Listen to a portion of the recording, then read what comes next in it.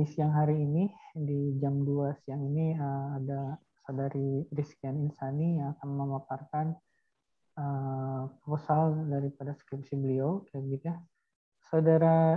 Saudari Rizkian ini sudah hadir ya? Gimana keadaannya? Apakah dalam kondisi sehat? Baik Pak, cuman sedikit nervous Pak. Oh, nervous, pakai biasa ya.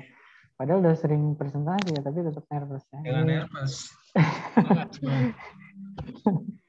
Karena emang udah sudah di ini ya, di kalau lari itu tinggal sprint sedikit lagi kayak begitu ya. Jadi harus lebih semangat lagi.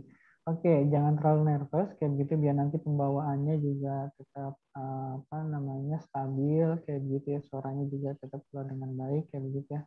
Jadi tidak terbata-bata kayak gitu ya. Terus Rizky sudah makan? Udah Pak, alhamdulillah. Sudah ya. Gimana? Udah makan siang, sehat, udah siap juga untuk melaksanakan presentasinya? Insya Allah udah Pak. Baik, nanti presentasi 10 menit, silahkan ya dimaksimalkan waktu yang diberikan ya. Anda utarakan ya dari proposal yang dibuat kayak gitu untuk skripsinya. Setelah itu nanti dengan tanya jawab ataupun masukan dari penguji yang pertama ada Pak Budi, sama penguji yang kedua ada Pak Nur kayak begitu ya. Ya Pak.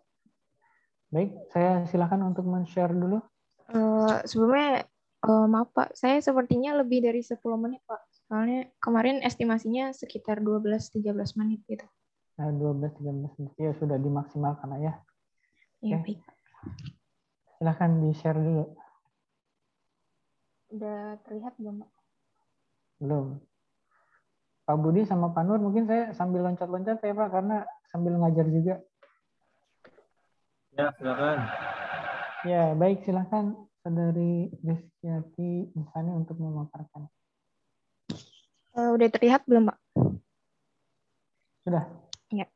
Saya mulai ya Pak. Bismillahirrahmanirrahim. Assalamualaikum warahmatullahi wabarakatuh. Selamat siang kepada penguji 1 dan penguji 2, Bapak Budi Martana dan Bapak Nurholis.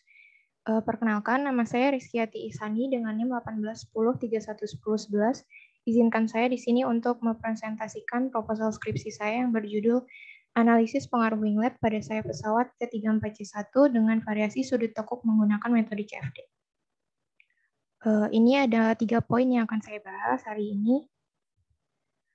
Jadi penelitian ini dilatar belakangi oleh pemanasan global dan kenaikan harga bahan bakar. Ini menjadi concern di seluruh dunia, sehingga memaksa semua pihak, termasuk pihak-pihak yang berkecimpung pada teknologi penerbangan dan maskapai komersial untuk melakukan penyesuaian pada kondisi yang sekarang ini.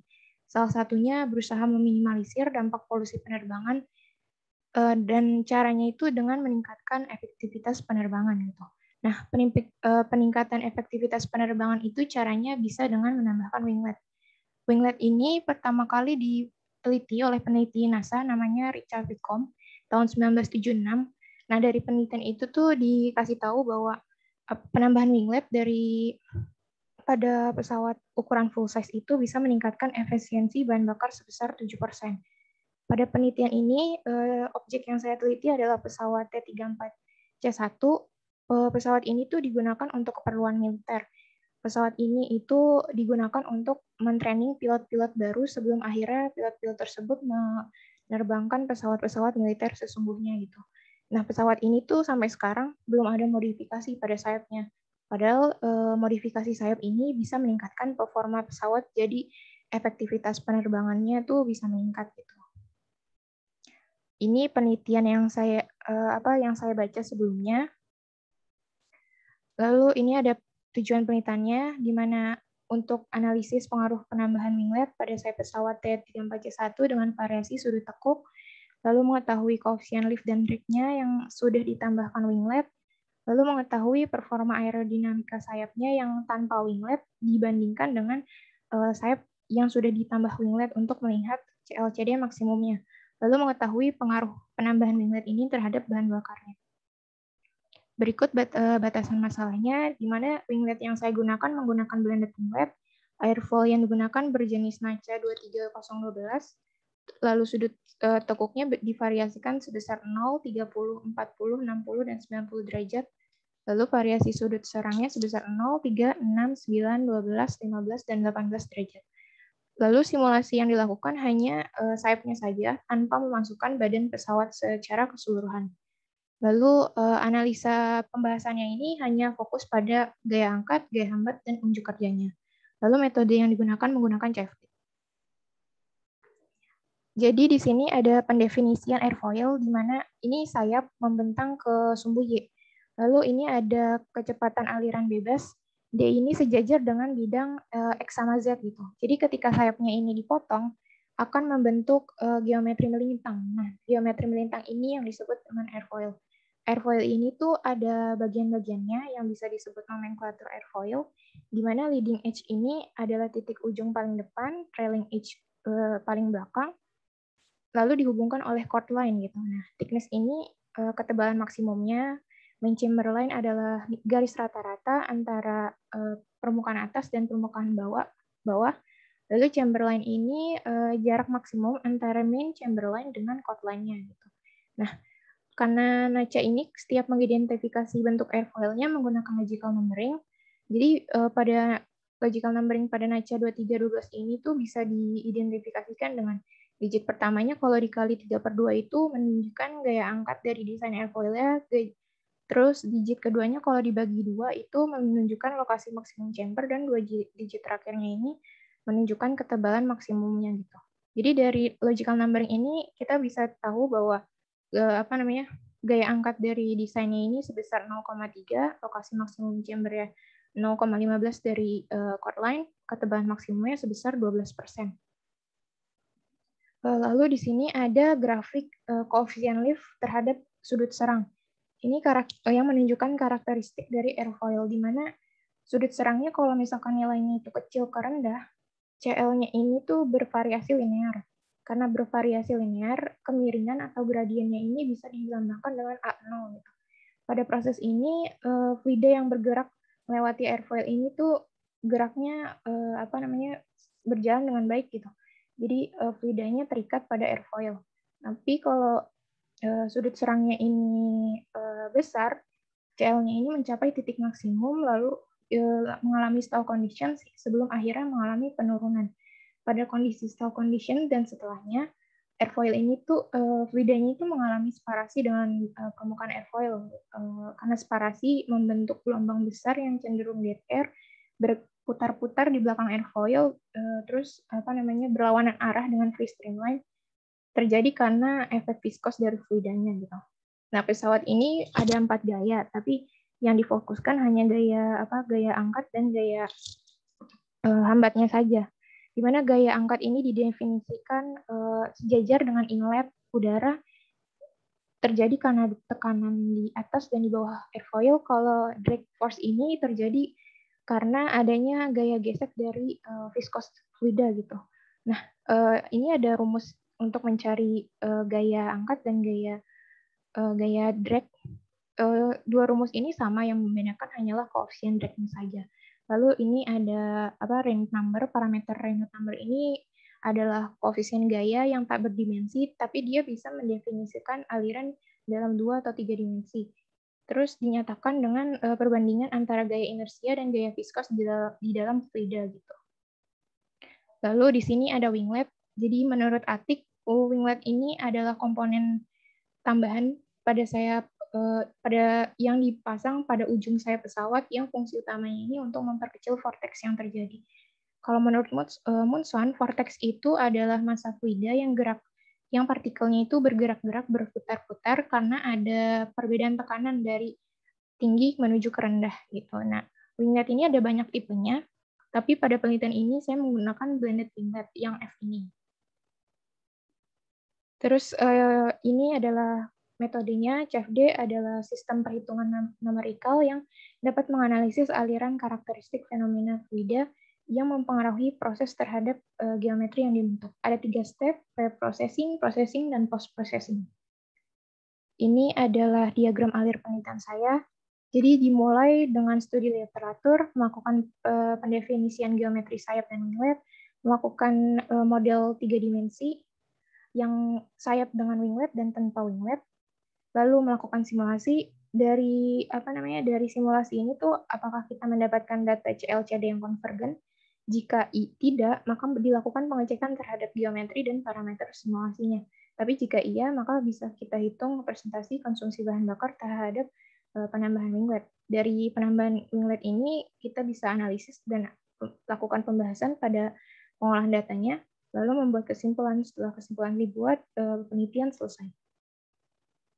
Di sini ada parameter geometri sayap. Jadi di sini ada dua perspektif, di mana gambar ini punya dua perspektif. Kalau misalkan ini sayap, BWF ini tuh dianggap sebagai wingspan. Tapi kalau ini winglet, BWF ini dianggap sebagai tinggi dari wingletnya, di mana CT ini adalah tip chord dan CR ini adalah root chord. Lalu di sini ada bending section, dan di sini ada sudut tekuk. Ini data sayap aslinya yang saya pakai untuk mendesain 3 dimensinya. Data ini saya ambil dari data penelitiannya Gen All Aircraft gitu. Ini geometri winglet yang saya gunakan. Saya menggunakan desain dari Wingcom, di mana ujung winglet atasnya ini sebesar 0,21 dari tip chord. Lalu tingginya ini sayapnya di extend sepanjang 20% dari dari wingspan. Ini variasi yang saya lakukan, yaitu variasi sudut tekuk dan variasi sudut serang. Kalau sudut tekuk 0 derajat ini maksudnya dia nggak ada wingletnya. Lalu di sini simulasi yang saya lakukan ini, pesawatnya sedang dalam kondisi terbang di ketinggian 5.000 meter.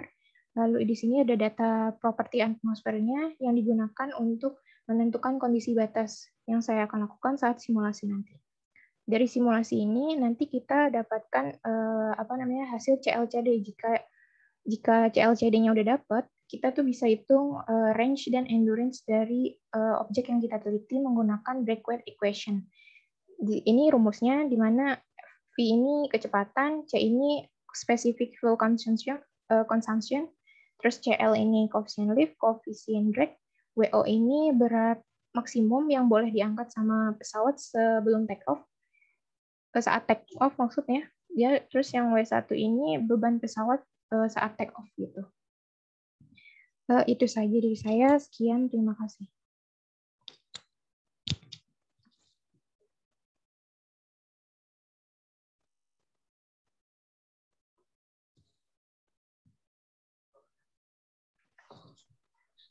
Sebentar ya. Oke, baik Rizky, sudah selesai ya? Iya, Pak. Oke, ya terima kasih untuk paparannya. Baik, sekarang kita ke sesi berikutnya. Ini adalah sesi tanya jawab kayak begitu ya, atau sesi di mana kamu sama penguji diberikan masukan kayak begitu untuk proposal skripsinya kayak begitu ya. Baik, saya persilahkan yang pertama dulu untuk Pak Budi, saya persilahkan. Baik, terima kasih Pak Farudin. Sama-sama Bapak, Ya, saya persilahkan Pak. Dari Rizky ya, Riz. Iya Pak. Riz. Nah, dari judulnya saya mengapresiasi ya untuk presentasinya. Namun saya ingin bertanya dulu nih ke Rizkyati. Iya Pak. Fokusnya dari rencana atau rancangan tugas akhir ini kemana sih? Fokusnya dulu. Izin menjawab ya Pak. Jadi fokusan saya ini menganalisis kan sayapnya ini nggak ada wingletnya ya Pak. Saya tambahin winglet, terus saya variasiin sudut tekuknya. Habis itu saya pengen tahu apakah penambahan winglet ini berpengaruh pada bahan bakarnya, apakah mengalami pemborosan atau justru malah menghemat gitu. Karena dari penelitian sebelumnya yang saya tahu, penambahan winglet ini bisa mengurangi induced drag sebesar 6,6%. Lalu efisiensi bahan bakarnya itu naik jadi 8%, Pak. Oke. Tadi dengan beberapa variasi sudut ya? Iya, Pak. Sudut tekuknya. Kan kalau bicara komputasional fluid dynamic ini kan lebih kepada fluidanya ya? Iya, Pak. kepada bentuk alirannya tadi dia. Iya, Pak. Menahan apa? Tekanan atau tadi kan wingletnya ini apa? Terkait dengan tekanan itu kan? Terkait tekanan. Tekanan akhirnya akan memberi dampak pada konsumsi bahan bakar kan? Iya, Pak. Gitu maksudnya ya. Iya, Pak. Oke. Nah, jadi itu nanti fokusnya di sana ya. Iya, Pak. Nah, sekarang saya lihat latar belakang. Saya sambil nyatet ya, Pak. Ya. Tadi sudah direkod ya? Udah, Pak. Oke. Latar belakang. Ya, saya sih kaitannya dengan pemanasan global nih. Kira-kira terkait dengan rancangan tadi bicara winglet itu ya, Iya, Pak. pesawat terbang. Kira-kira kenapa sih berkaitan dengan pemanasan global? Jadi kalau pemanasan global itu kan sebenarnya terjadi karena banyaknya polusi yang dihasilkan sama kendaraan-kendaraan ya, Pak. Ya. Nah, kendaraan ini tuh termasuk pesawat juga termasuk kendaraan yang paling yang paling sering digunakan gitu sama banyak pihak, banyak manusia. Jadi karena sering terbang, kalau efektivitas penerbangannya ini nggak ditingkatkan, polusi yang dikeluarkan tuh jadi banyak gitu, Pak. Semakin banyak. Ya. Apalagi sekarang tuh pemanasan global makin parah gitu, Pak. Ya, kalau dikaitkan pemanasan global tadi aspek-aspek itu ya, Pak. Berkaitan dengan rancangan atau penelitian yang Rizkyati lakukan kan, sebenarnya kita tidak membahas pemanasan globalnya itu ya. Iya, Pak. Nah, mungkin biaya bahan bakar yang sangat tinggi mungkin itu yang menjadi dasar. Dasar. Jadi mungkin kata pemanasan global ini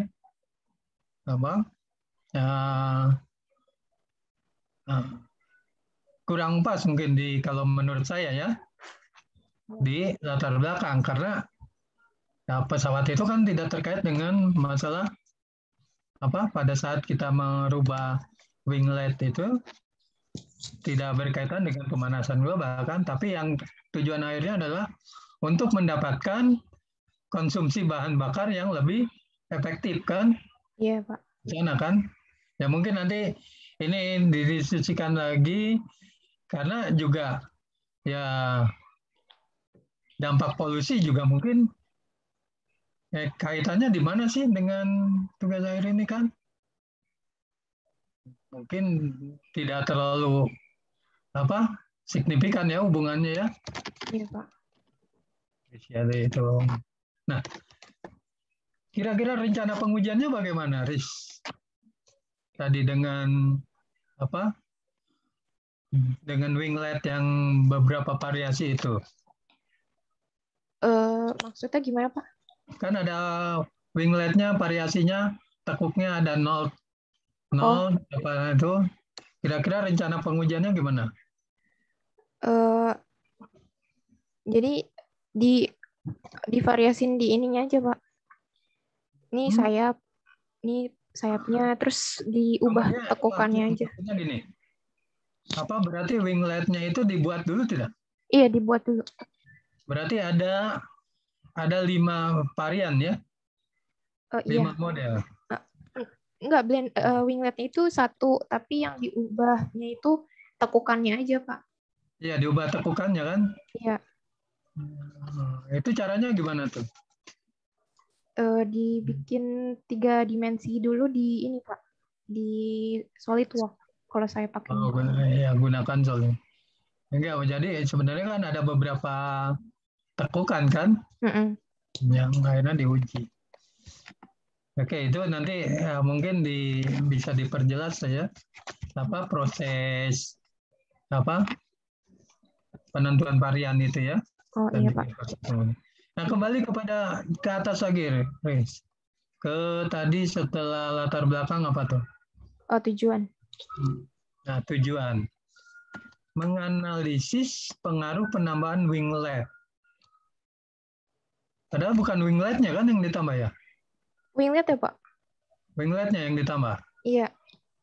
Jadi sayapnya itu tadinya nggak ada apa-apanya tuh Pak. Maksudnya cuma sayap biasa gitu, lempeng. Terus Jadi ditambahin winglet. berarti nanti hasil analisis adalah ada beberapa variasi ini ya, 5 variasi ya. Iya Pak. Oke. Yang kedua mengetahui koefisien lift. Oke. Lift itu tadi apa? Gaya angkat dan gaya dorong ya. Gaya hambat Pak. Gaya hambat, gaya tekanan ya. Oke. Mengetahui performa ini yang berkaitan dengan itu yang menggunakan apa komputasi komputasi itu ya, CFD ya. Iya Pak. CFD. Oke, tujuannya sudah. Oke, lanjut ke batasan masalah. Atau rumusan masalahnya mana, Chris?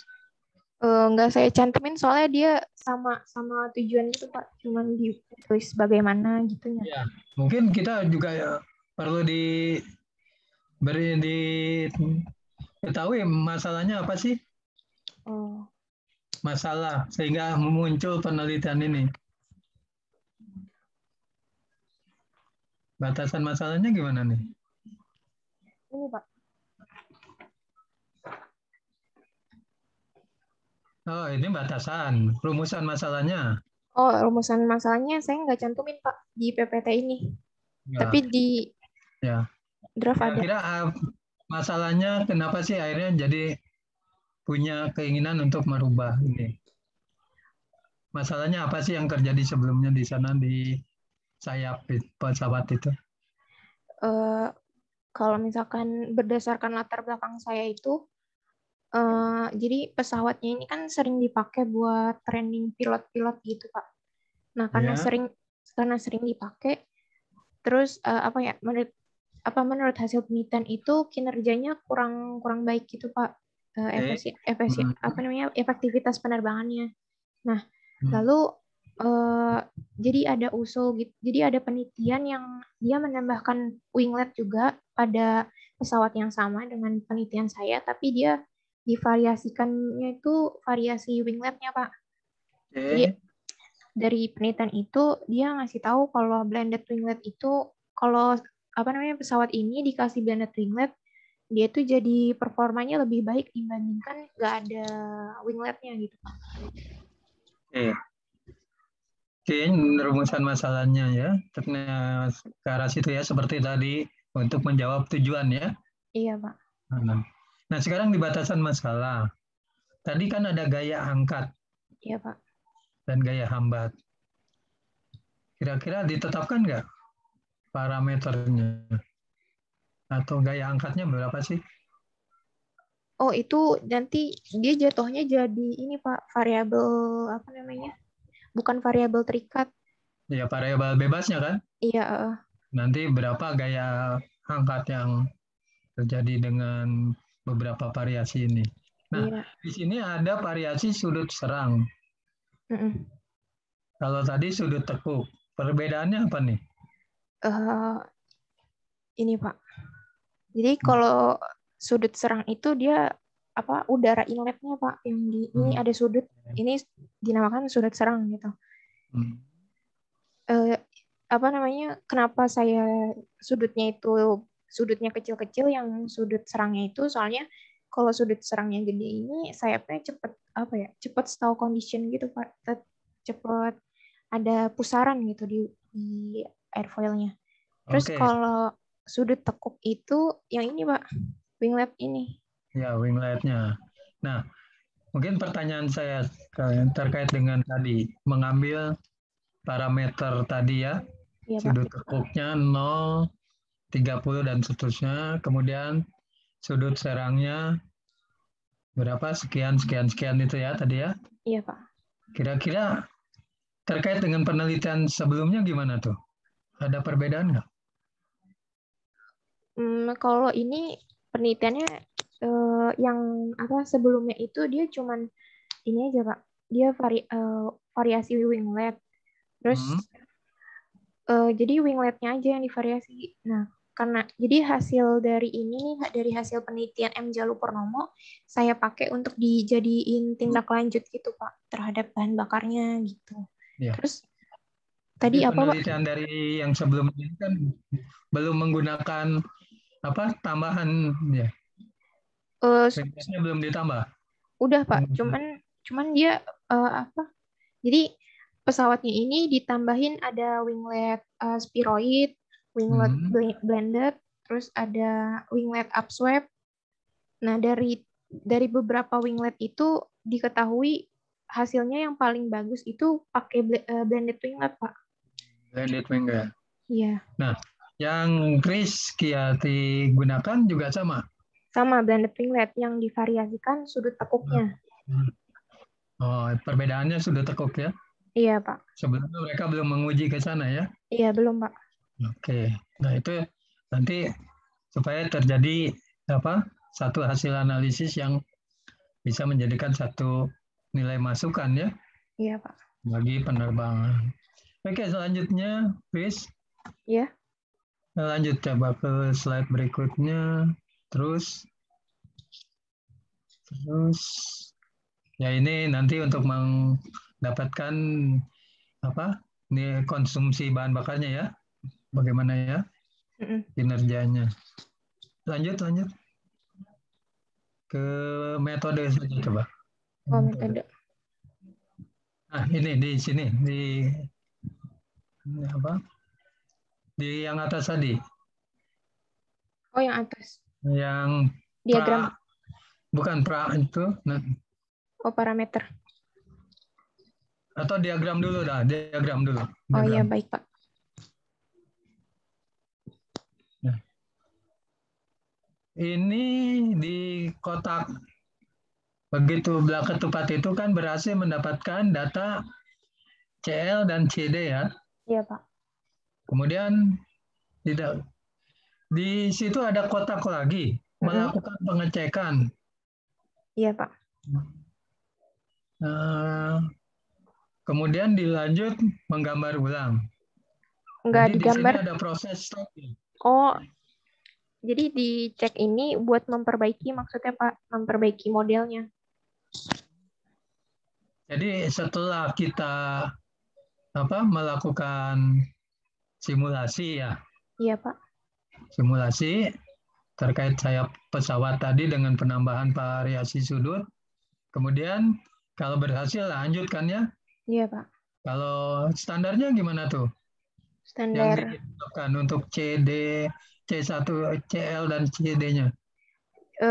Harus konvergen iterasinya, Pak. Konvergen.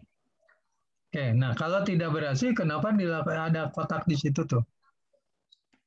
Berarti sebelum dilakukan perbaikan gambar, ada proses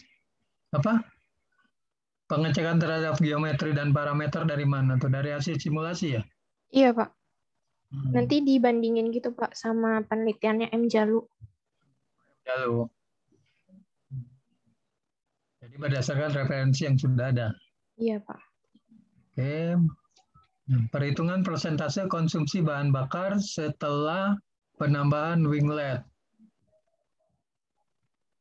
Konsumsi bahan bakar. Perhitungan konsumsi, kemudian analisis. Ya itu saja secara umum saya melihat rancangannya sudah cukup baik, Chris. Ya. Hanya tadi mungkin di latar belakang saja. Oh ya. Jangan sampai kita memasukkan kalau bisa ditambah dengan permasalahan yang ditemui sebelumnya ya, sehingga saya mau meneliti ini tadi. Kalau yang lain belum sampai menganalisis sampai kepada penambahan winglet, tekukan itu ya, dengan variasi tekukan. Ya, kemudian kinerjanya bagaimana sebelumnya, mungkin menjadi dasar juga ya. Iya, Pak. Mungkin itu saja Pak Parudin dari saya. Makasih, Riz. Ya. Terima kasih Pak Budi. Terima kasih Pak Budi. Selanjutnya saya persilakan kepada Pak Nur untuk memberikan masukan atau pertanyaan kepada saudara Rizky. Saya persilakan Pak Nur. Baik, terima kasih Pak Baharudin. Izin Pak Budi. Ki, tolong ke slide pertama deh, Ki. Baik, Pak. Udah, Pak. Ya. Jadi kamu kan konversi energi ya peminatannya. Iya, Pak. Nah, terus agak unik nih, maksudnya tiba-tiba larinya ke pesawat gimana? Jadi awalnya kok milih jadi ke saya pesawat gitu? Saya PKL kan di 8, Pak. Terus teman saya kayak bahas-bahas distribusi gaya gitu di pesawat. Jadi saya tertarik untuk terjun ke sana juga, Pak. Jadi kemarin PKL-nya di 8 itu? Iya, Pak. Oh, jadi akhirnya ketemu saya pesawat gitu ya? Iya, Pak. Baik. Nah, terus tadi sih saya mau tanya winglet, cuma tadi udah dijelasin ya wingletnya. Terus T34C1 tadi juga udah. Terus variasi sudut tekuk menggunakan metode. Nah, tadi sama ya. Kalau pustaka yang lain atau peneliti yang lain itu pakai CFD atau pakai software yang lain? Yang kamu tahu? Kalau berdasarkan studi literatur saya kebanyakan eksperimental, Pak. Tapi kalau yang Sormin ini dia pakai CFD. Terus kalau Jacob Wimmer ini dia pakai VLM gitu, Pak. VLM plus.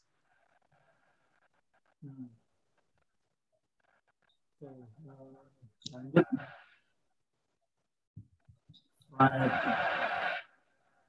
Tadi slide kedua. Oh, slide kedua. Ini, Pak. Pak. Ini. Lanjut.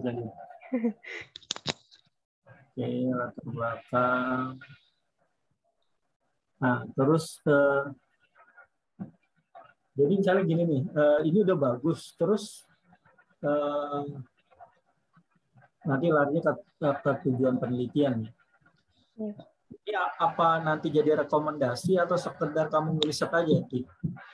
Jadi rekomendasi harusnya sih, Pak. Tapi ini sih, Pak, soalnya kan pesawat ini buat militer ya harusnya, Pak. Cuman sekarang kalau di Indonesia pesawatnya itu udah dilelang gitu, Pak. Jadi per orang udah bisa memiliki pesawat ini. Jadi menurut saya biar lebih hemat bahan bakarnya, kalau dimodifikasi sayapnya menurut saya jadi rekomendasi gitu, Pak. Tadi coba lihat tujuan penelitiannya deh. Ini, Pak.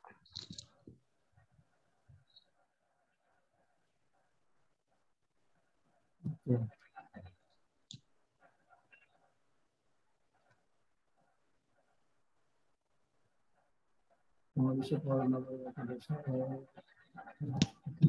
Oke. Tadi sih saya kepengennya gini, kan sayang nih kalau misalnya penelitian ini sekedar penelitian gitu ya. Terus kapal yang dipilih, pesawat yang dipilih itu katakan udah nggak banyak atau nggak produksi lagi gitu.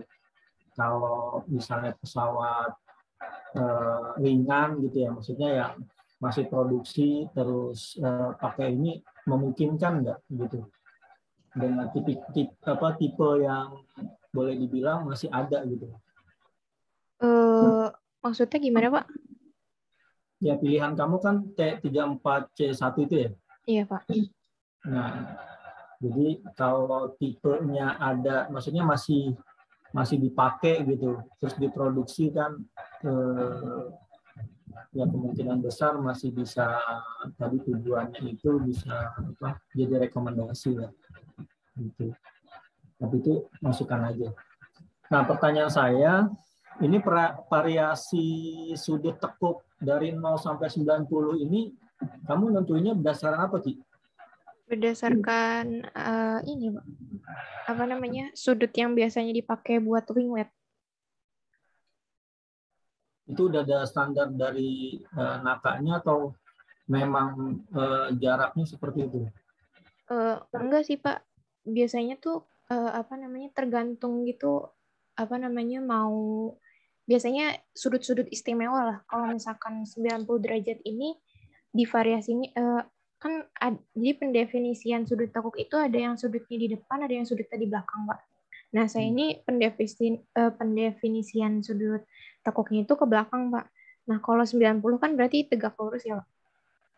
Nah, kalau misalkan ada juga yang kalau dari depan 90 derajat itu dia lurus lempeng gitu aja. Jadi di digedein gitu sudutnya jadi 91, berapa misalkan kayak gitu, Pak. Kalau ditanya dari mana, saya ini sih, Pak. Ngelihat sudut-sudut yang biasa dipakai gitu.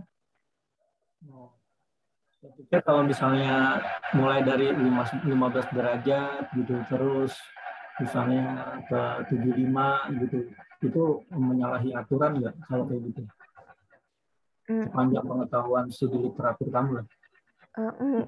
Nggak ini sih, Pak. Belum sampai sana saya, Pak. Maksudnya nggak ada yang sampai 75 atau tapi kalau 15 ada, Pak.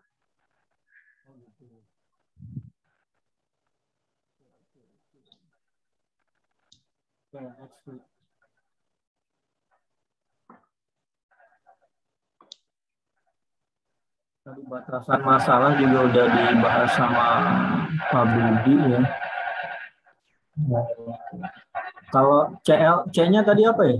L-nya kan lift, C-nya apa tadi? Koefisien, Pak. Koefisien angkat sama koefisien hambat ya. Ya. Oke, lanjut. Oh iya, itu NAKA itu kepanjangannya apa ya? Sebentar, Pak.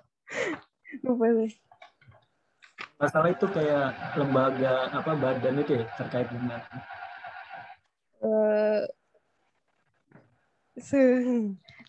Setahu saya N-nya itu nation, Pak. Nasional apa gitu? Nggak tahu, Pak. dicari Ki. Setahu saya itu badan terkait dengan itu ketetapan. Yep. NAKA. Jadi punya standar.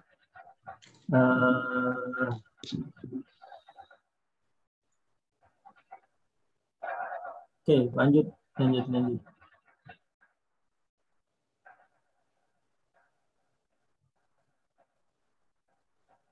Nah, saya mau tanya Reynolds number-nya ini udah ada, kamu tinggal pakai atau dicari kalau di sini?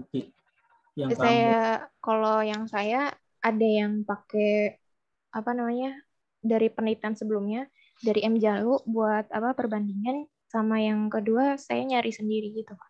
Dari densitasnya. Densitasnya kan dari ketinggian 5.000 meter, Pak.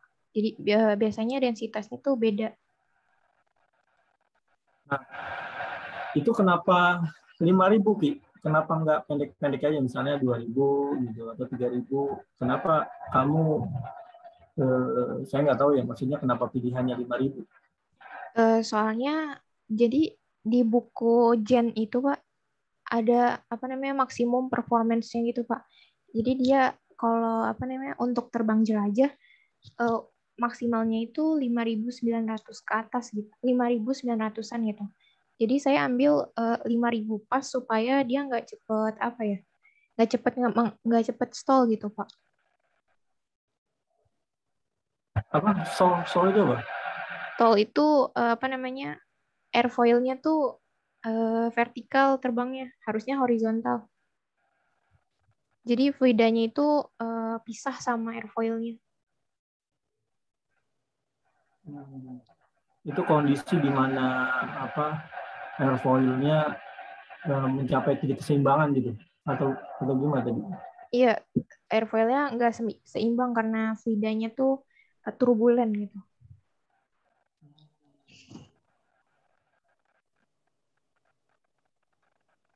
Oh, berarti itu di bawah maksimal ya?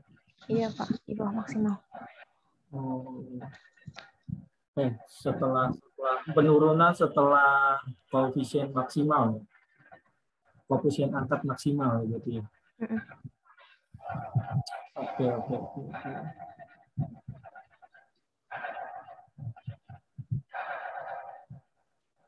Oke, lanjut. Nah, di sini kamu pilihnya yang F ya? Iya, Pak. Jadi, nah, kenapa enggak yang lain, Ki? Kenapa enggak A, B, C? Nggak boleh pilih macam-macam itu. Ini sih, Pak, harus ada harus ada penelitiannya dulu gitu, Pak. Kalau saya pilih blended winglet soalnya penelitian sebelumnya itu dia pernah neliti. Terus dia itu nambahin winglet yang B, winglet yang F, sama winglet yang E ini, Pak. E sama J kalau nggak salah. Ada 4 itu. Nah, dari keempat itu yang paling bagus itu yang F, Pak. Kalau yang A nggak dipakai soalnya pesawat ini tuh terbangnya bukan terbang cepat gitu, Pak. Ini masih pesawat yang terbangnya biasa aja gitu. Pesawat militer ya? Buat training, Mbak. Oh, training. Iya. Oke. Nah, terus kan yang F yang paling bagus ya berdasarkan referensi atau berdasarkan suku literatur yang kamu baca. Nah, berarti perbedaannya sama yang sebelumnya dari sisi mana jadinya? Jadi kalau penelitian sebelumnya itu dia variasinya wingletnya ya, Pak. Kalau saya wingletnya yang F sesuai hasil dari si M Jalu ini, cuman yang divariasiin itu sudut tekuknya, Pak.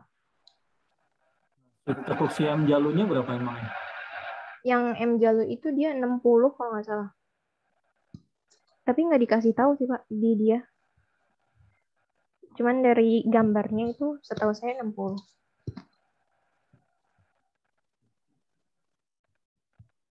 Nah, berarti maksud saya ngelihat dari gapnya gitu. Kalau 60 kan hasilnya bagus. Nah, terus kalau di atas 60 atau di bawah 60 berarti udah ada hasilnya belum? Maksudnya kenapa? Belum ada, Pak. Oh, belum ada. Berarti ini dalam rangka itu ya, melihat di bawah 60 atau di atas 60 gitu ya? Oke. Lanjut. Next slide. Oke, lanjut.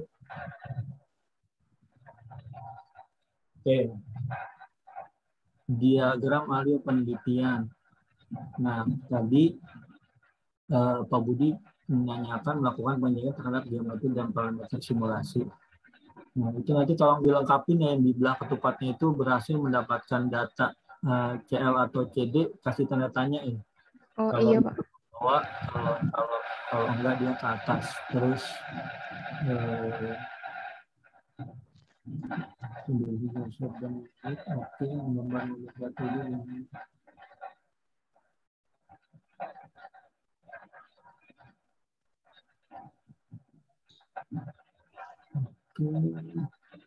nah, saya juga agak ini ya, kalau tidak melakukan pengecekan terhadap geometri simulasi, nah, maksud saya kenapa geometri dan parameter simulasi ini kan udah ada di atas gitu, maksud saya, atau maksud saya kenapa enggak? Nah, kenapa enggak di-insert di sini gitu? Jadi ini blok yang ini masuknya di sini, atau ini di sini, di bawah sini. Kalau menurut kamu gimana? Jadi ini nggak perlu di sini gitu, maksudnya nggak perlu di luar ini, tapi nanti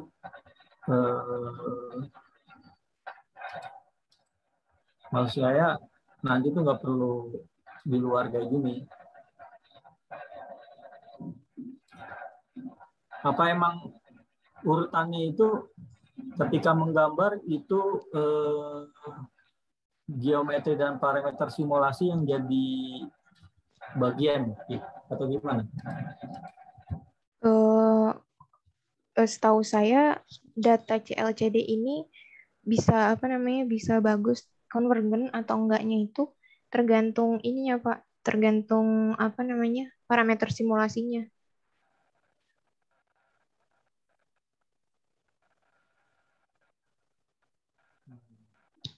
Jadi kalau misalnya nih parameter simulasinya, ini parameter simulasinya kalau ditaruh di sini Itu bisa nggak? Jadi kamu tentuin dulu parameter geometrinya, iya geometri dan parameter simulasinya, terus digambar. Atau digambar dulu, baru di sini geometri, menentukan geometri dan simulasinya. Oh bisa sih Pak.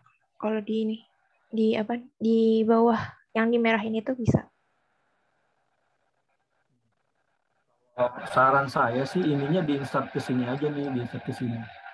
Kalau saran saya, coba nanti diskusi lagi sama siapa, ada orang ya. Kalau saya di sini, jadi nanti ininya tuh langsung panahnya balik ke sini gitu. Jadi nggak perlu nongol kayak gini, nggak perlu di luar dari situ. Iya Pak, baik. Itu saran saya. Terus perhitungan presentasi konsumsi bahan bakar yang oke, bahannya apa yang kamu pakai Ki? Aluminium alloy Pak. Apa itu aluminium alloy? Iya. Aluminium alloy itu apa Ki? Aluminiumnya dicampur Pak. Material campuran. Campurnya pakai apa aja? Alloy ini ada tipenya nggak? Ada, cuman saya lupa Pak. Sebentar, saya cek dulu Pak. Seingat saya tuh depannya 70 Pak. Atau itunya aluminiumnya? Iya Pak. Aluminium alloynya. Oke. Di penelitian sebelumnya itu jadi masalah nggak Ki? Bahan yang digunakan? Enggak Pak. Dia cuman fokus sama fluidanya aja Pak.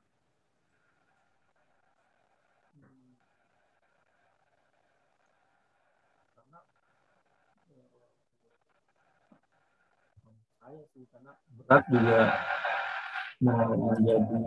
menjadi pertimbangan, kecuali itu ditiadakan ya beratnya itu.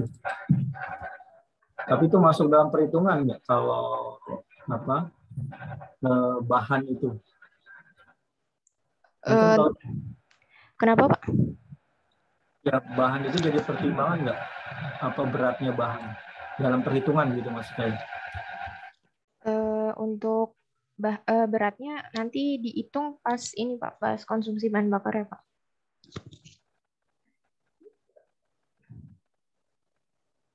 Tapi kemarin saya udah disuruh sama Pak Farudin untuk ini sih Pak, untuk cari tahu materialnya. Cuman saya nggak insert di sini, soalnya lupa. Nah, ini kan dua penelitiannya siapa ya? Kalau saya baca Daryanto dan Hartopo nih 2014 ya. Dia pakai aluminium alloy. Nah, terus dia juga memodifikasi dan blended winglet.